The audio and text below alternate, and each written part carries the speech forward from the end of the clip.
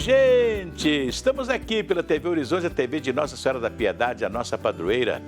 Um abraço para você, minha amiga dona de casa, companheira de todas as manhãs. Um abraço. Hoje, apesar de estarmos vivendo num período de inverno, né? As previsões são de que a temperatura chegue a 30 graus hoje em Belo Horizonte. Agora, para amanhã, né, já há uma perspectiva da volta do frio novamente. É isso aí. Hoje nós estamos recebendo aqui o diplomata português, né, grande figura, o doutor Rui Almeida. Ele está se despedindo do consulado português em Minas Gerais, acompanhando o aumento da emissão de vistos para brasileiros em todo o país. O consulado em Belo Horizonte também aumentou sua demanda nos últimos anos para atender crescente interesse, né, dos mineiros com a nossa terra-mãe, que é Portugal. Doutor Rui, bom dia. Prazer recebê-lo aqui. Bom dia, muito obrigado pelo convite. É um prazer estar aqui. Pois é, o senhor está se despedindo de Minas Gerais, né, depois de alguns anos convivendo conosco aqui. É verdade. Cheguei em 2018, em setembro de 2018, e devo partir dentro de 3 semanas. Portanto, vou ficar quase 5 anos, o que é mais do que habitualmente. Normalmente ficamos 3, 4 anos em cada posto. No meu caso, acabou por ser prorrogado, para a minha sorte, portanto, vou fazer quase 5 anos aqui em Belo Horizonte. Pois é, o senhor teve uma convivência muito boa em Minas Gerais, né? Porque Minas Gerais talvez seja o recanto mais gostoso de Portugal em Minas, né? Aqui no Brasil, né? Brasil. E o Rio de Janeiro também tem muita coisa de Portugal, né? Sim. As igrejas, os primeiros prédios, né? Tudo aquilo que Portugal nos legou. Mas Minas Gerais tem um pedacinho assim, muito maravilhoso de Portugal. É verdade, né? é verdade. É evidente que a presença portuguesa no Brasil, quer dizer, a influência que aqui deixámos ficar, é visível um pouco por todo o Brasil. Mas aqui em Minas Gerais é muito evidente, sobretudo nas cidades históricas, como Ouro Preto, Mariana, Tiradentes, Diamantina, só para mencionar algumas. É indesmentível, de facto, uma pessoa entrar ali e se não soubesse onde estava, se caísse ali de repente de paraquedas, ia pensar que estava em Portugal. É verdade. É realmente fantástico, maravilhoso. E uma coisa interessante, doutor Rui, que é nós lembrarmos que, né, Portugal conseguiu uma coisa fantástica, maravilhosa, nesse Brasil que tem dimensões continentais, de falarmos a mesma língua, né? De sul a norte, de norte a oeste, é a mesma língua, nós falamos o mesmo português, né? Com algumas diferenças de regiões, assim, de jeito de ser, mas a língua é a mesma. É verdade, eu diria mesmo que o maior legado que Portugal deixou no Brasil e em outros países onde também estamos presentes é a nossa língua. De facto, é um património incalculável, de valor incalculável. E como diz, quer dizer, permite-nos comunicar um país com estas dimensões, o Brasil, e não só o Brasil, Portugal, os países africanos, como Angola, Moçambique, mesmo Timor, lá longe na Oceania, podemos entender-nos na mesma língua. É evidente que há diferenças, cada povo tem a sua maneira de se expressar. Dentro do Brasil, como já referiu, há grandes variações, não é? É verdade. Mas isso não impede que nos possamos comunicar e fazemos-lo. É a formação da nação brasileira com a língua que é una, que é igual em todo o recanto do país, né? É um negócio assim fantástico, né? Conseguir isso foi um negócio assim. Como Portugal, um país tão pequenino, não é? Conseguiu gerar. E lembrar que a Itália, né? A Itália tinha vários dialetos e o Brasil, Portugal conseguiu fazer do Brasil uma língua que se entende em todo lugar, né? É verdade, é verdade. Somos já não sei se é a 5ª ou a 6ª língua mais falada no mundo, é mais falada em todo o hemisfério sul, graças ao Brasil, não é? Portanto, nós tínhamos uma influência espanhola muito grande na América do Sul, né? Por prova que somos o único país que fala português, porque o resto é todo espanhol. É verdade. E tivemos uma influência muito grande, né, de Portugal em tudo na nossa vida. Mas o senhor enfrentou aqui a pandemia. em Minas Gerais? É verdade, é verdade, e não foi fácil, foi complicado para toda a gente. No meu caso, tive o problema de, quando cancelaram todos os voos quase de um dia para o outro, havia milhares de portugueses, de turistas, pessoas que tinham vindo aqui por pouco tempo ou que precisavam de viajar para Portugal e que ficaram retidos no Brasil, em alguns casos durante meses. E, portanto, temos que dar assistência a essas pessoas. A Embaixada de Portugal conseguiu que se fizessem alguns voos para repatriamento desses voos. Tivemos que fazer uma triagem em todos os consulados e a Embaixada para conseguir levar toda a gente de volta. Mas foi um processo que ainda demorou alguns meses e, portanto, foi complicado. Pois é, como é que o senhor viu assim, de repente, o povo brasileiro descobriu Portugal e uma vida bem diferente, uma vida de muita qualidade, né? O brasileiro hoje, se tivesse a oportunidade de morar em outro país, ele quer morar em Portugal. De facto, os portugueses descobriram o Brasil há 500 anos, eu acho que os brasileiros estão agora a descobrir Portugal. Há um número crescente de brasileiros, é uma tendência que já se nota, enfim, de alguns talvez 10 anos ou mais, mas que se está a acentuar de ano para ano.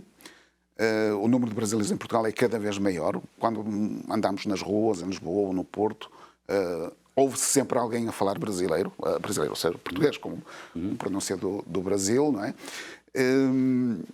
Segundo os dados do final do ano passado, viviam em Portugal já, acho que eram 260 mil brasileiros, o que para um país como Portugal é muito, e é bom que se diga que, para além desses 260 mil, há alguns que tinham dupla nacionalidade, portanto, são portugueses e brasileiros, mas que em Portugal são considerados portugueses, e, portanto, o número cresceria bastante. Há também outros que têm nacionalidade, por exemplo, brasileiros com nacionalidade italiana e, portanto, entram em Portugal como italianos, porque é mais fácil, sendo da União Europeia, em termos de burocracia, não precisam de vistos e tal, e, portanto, se registram como italianos.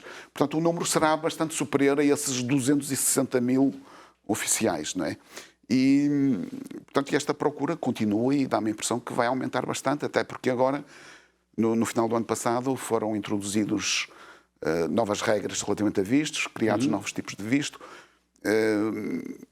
facilitou-se em termos do processamento e termos de exigências para os países da CPLP, para os cidadãos dos países da CPLP, e, portanto, é claro está a disparar.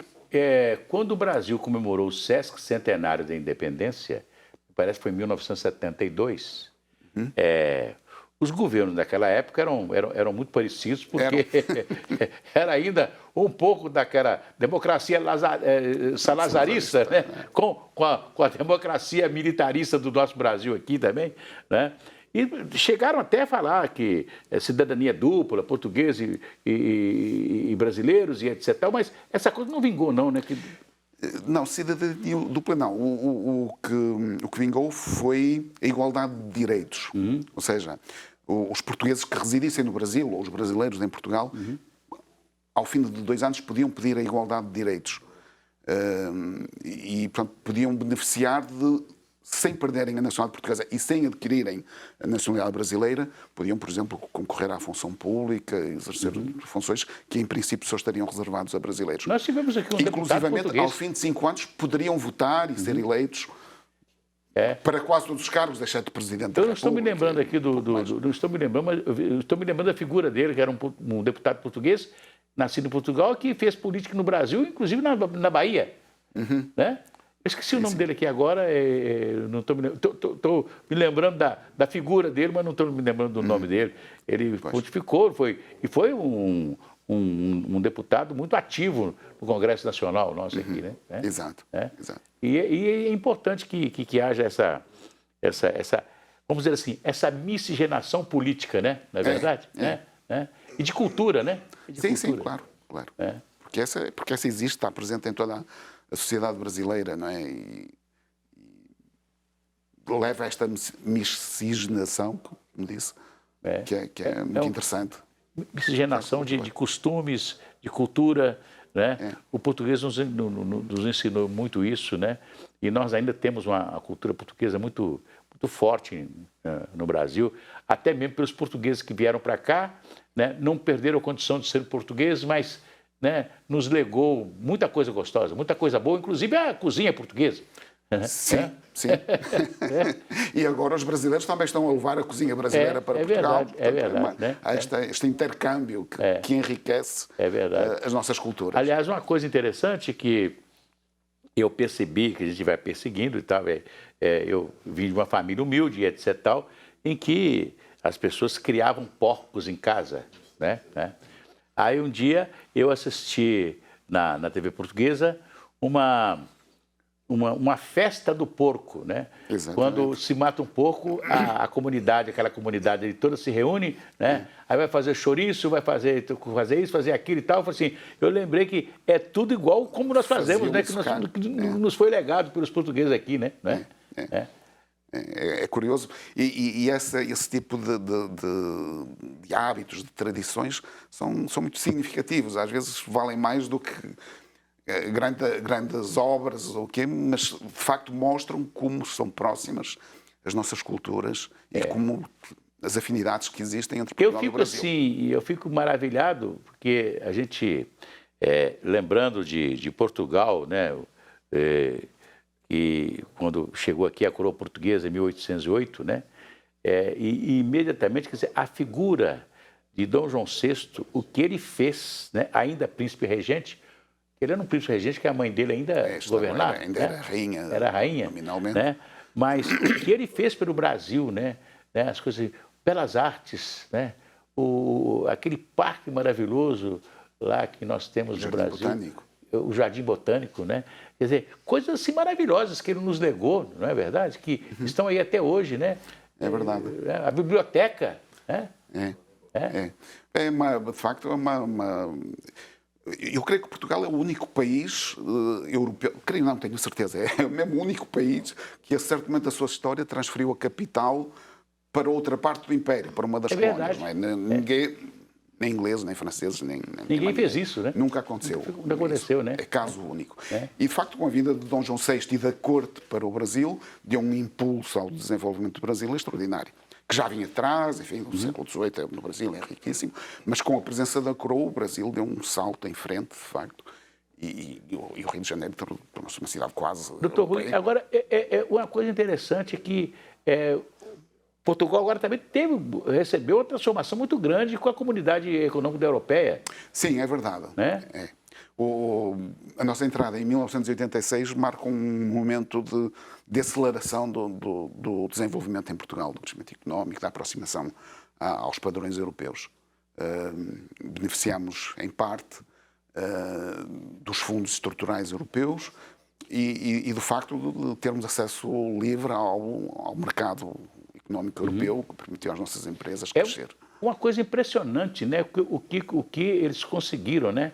Nós vamos falar daqui a pouco, vamos fazer um intervalo, e vamos falar daqui a pouco com essa coisa de acabar o escudo e vir o euro-dólar. Daqui a pouco vamos falar um pouquinho sobre isso. Mas eu vou cantar aquela musiquinha. Vai tudo bem, muito bem, muito bem, muito bem, muito bem, muito bem, bem, bem. Com pílulas de lúcia, sabe aquela dorzinha urinária, aquela sensação de queimação e ardor? Pílulas de lúcia são antissépticas das veias urinárias. E vocês encontram em todas as farmácias e drogarias. Daqui a pouco, ao 12:30, você acompanha as principais notícias do dia no jornal Horizonte Notícias. O jornalista André Cristino traz os destaques dessa edição. André, bom dia, tudo bem? Bom dia, Cir. Bom dia a todos. Tudo jóia, Cir. Olha só, daqui a pouquinho nós vamos chegar com o Horizonte Notícia.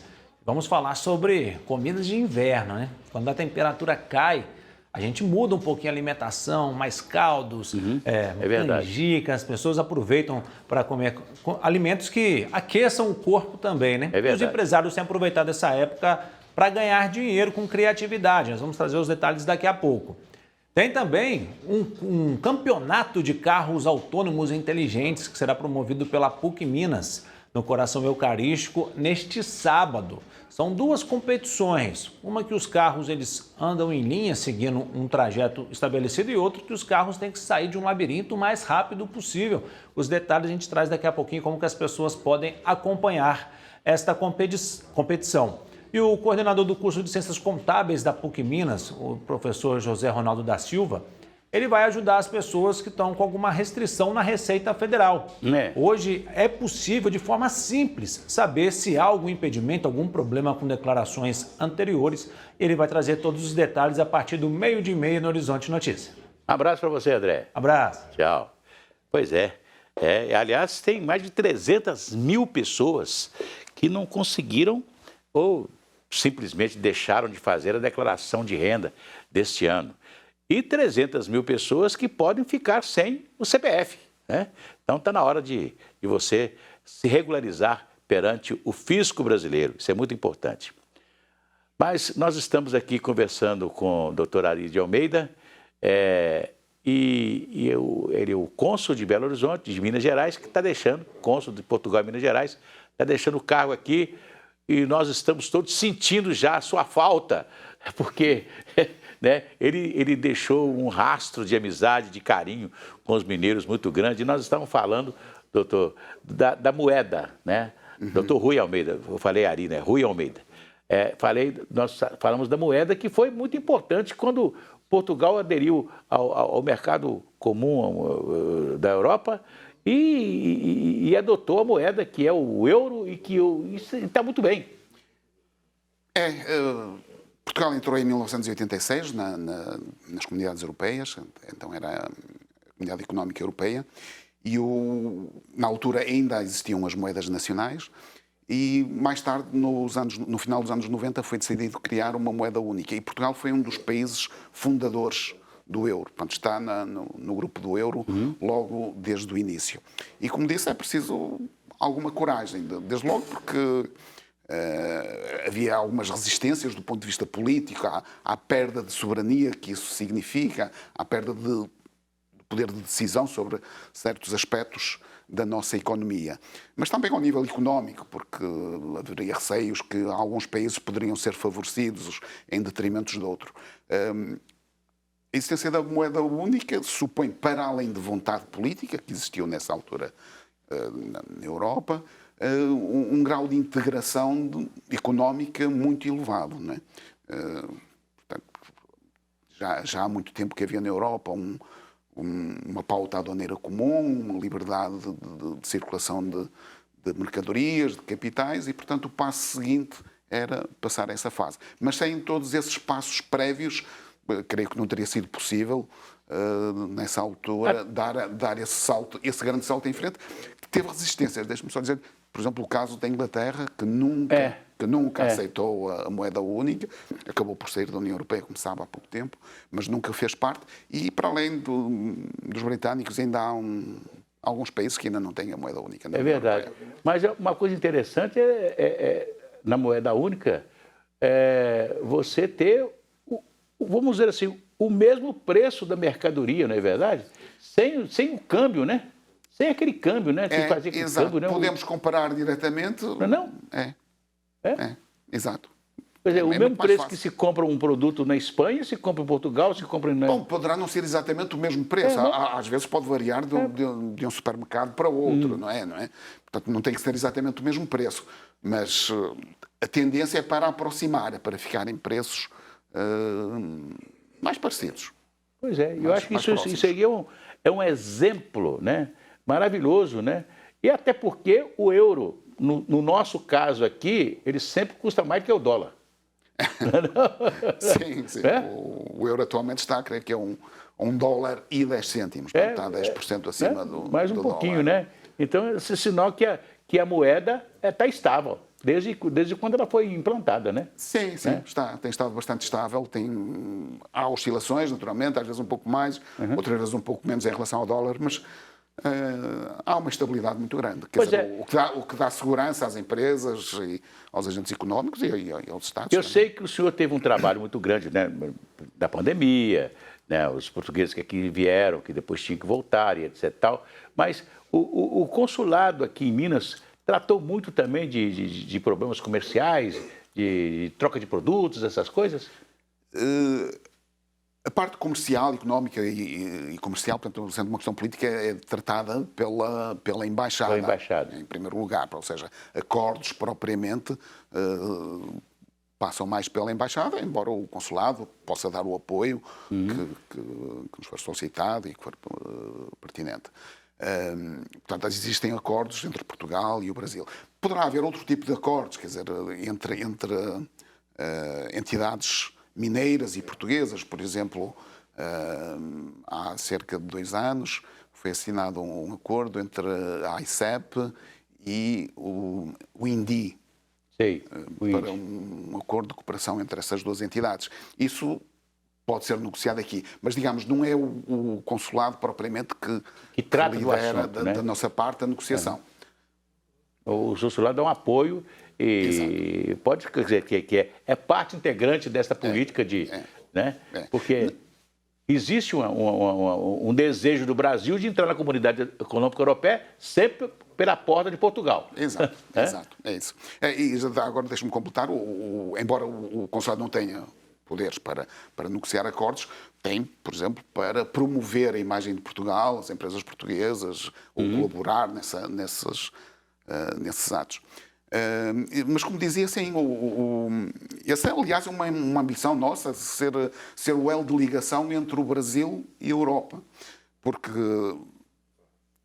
como sabe, dentro da União Europeia não há quaisquer restrições ao comércio, portanto, há liberdade de circulação de mercadorias, de capitais, de prestação de serviços. E as nossas ligações tradicionais ao Brasil, as ligações culturais, todo o conhecimento que nós temos, permitem-nos jogar esse papel de ponta. Tanto mais que a situação geográfica, como sabe, é ideal. Não é? Portugal é o país europeu mais próximo do Brasil, portanto, as mercadorias portuguesas do Brasil para a Europa é natural que passem por Portugal. Natural que seja Portugal. E até porque o nosso primeiro caminho, né, com a Europa foi através de Portugal, né? Ida e volta. Sim, é verdade. Ida e volta. Doutor Rui, eu fico muito feliz de recebê-lo aqui e quero, nesse momento, agradecer a sua presença em Minas Gerais, representando o nosso berço cultural, nosso berço que é Portugal, né? E dizer que nós ficamos muito felizes com a sua presença aqui. Espero que de vez em quando o senhor tenha saudade e volte a Minas Gerais.